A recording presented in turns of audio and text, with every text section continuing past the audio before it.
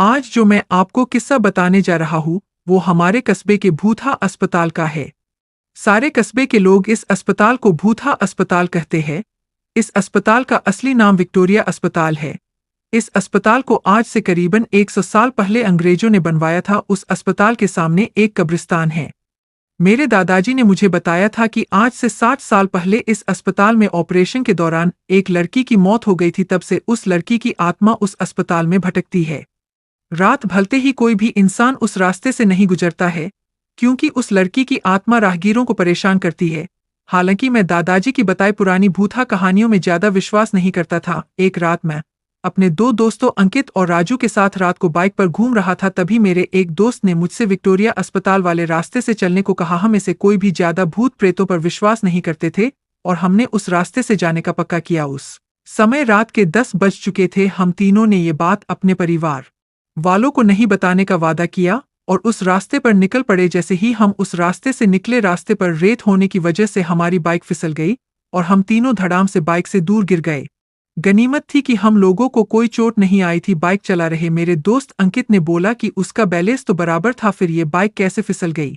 हालांकि वो थोड़ा डर गया था तो मेरे दूसरे मित्र राजू ने बाइक चलाने को कहा। अब राजू बाइक चला रहा था। हम 1 किलोमीटर ही चले थे कि अचानक हमारी गाड़ी का टायर पंचर हो गया और गाड़ी की स्पीड तेज होने से गाड़ी इस बार फिर पिछली बार से भी दूर तक फिसलती गई। इस बार हमें कोहनियों और घुटनों पर थोड़ी चोट आई थी। अंकित फिर से बोला कि इस जगह में जरूर कोई गड़बड़ है, हम लोग वापस उल्टे चलते हैं।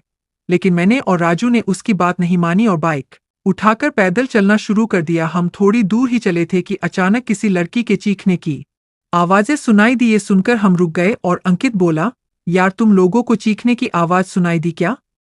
हमने उसकी बातों को अनसुना कर कहा कि कोई जानवर की आवाज होगी। 5 मिनट चलने के बाद फिर वही चीख फिर से सुनाई दी। इस बार तो हम दोनों को भी थोड़ा डर लगने लगा। हम तीनों ने वापस चलने के बारे में सोचा, लेकिन हम रास्ते के बीच में आ गए थे। पीछे चलने में 3 किलोमीटर और आगे चलने में 2 किमी और बाकी थे।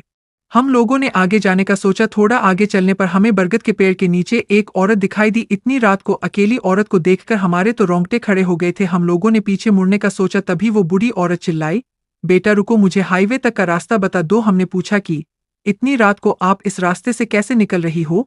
तो उस बुढ़िया ने कहा कि मैं पड़ोस के गांव की रहने वाली और मेरे पास पैसे नहीं है, इसलिए मैं पैदल ही निकल पड़ी।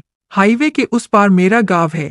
हमने उस बुढ़िया की बात का विश्वास कर लिया और आगे निकल पड़े। रास्ते में वो बुढ़िया हमसे सारी बातें पूछने लगी। बुढ़िया हम तीनों के पीछे चल रही थी। हम तीनों दोस्त अब अपनी बात कर रहे थे।